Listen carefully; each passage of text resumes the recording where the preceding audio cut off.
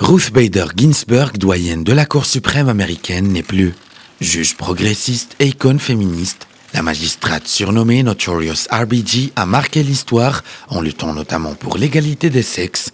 Fragile depuis quelques années, celle qui est décrite comme une championne de la cause des femmes, des minorités ou encore de l'environnement avait été hospitalisée à 2 reprises. Sa santé était suivie de près par les démocrates qui craignent que Donald Trump s'empresse de nommer son successeur.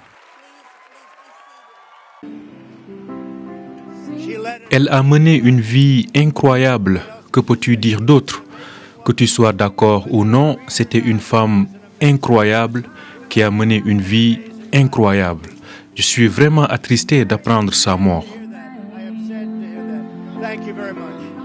La Maison-Blanche n'a pas immédiatement réagi, mais l'inquiétude s'est rapidement exprimée dans l'opposition. Quelques instants à peine après l'annonce de son décès, le candidat Joe Biden, également ancien président du comité judiciaire du Sénat, qui a supervisé de nombreuses audiences de confirmation pour les juges de la Cour suprême, y compris celui de Ginsburg, a déclaré que le Sénat devrait faire une pause.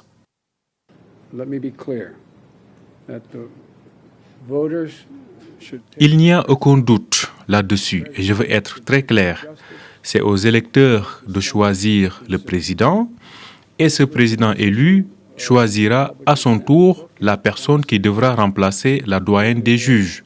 C'était la position prise par le Sénat républicain en 2016, alors qu'il restait presque 10 mois avant les élections. C'est la position que le Sénat des États-Unis doit prendre aujourd'hui et nous ne sommes qu'à une quarantaine de jours des élections.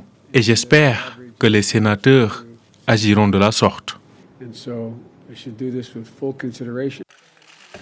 Les prochaines semaines pourraient donc donner lieu à une furieuse bataille politique, soucieux de galvaniser les électeurs de la droite religieuse. Donald Trump a déjà publié une liste de juges conservateurs. Le quatuor progressiste par contre, dont Ginsburg était la figure la plus connue, vote souvent de concert pour défendre le droit des femmes à avorter, des homosexuels à se marier ou des immigrés. Le chef républicain du Sénat, lui, a déclaré qu'il organiserait un vote à la Chambre haute du Congrès si Donald Trump nommait avant l'élection du 3 novembre un successeur à la doyenne de la Cour suprême.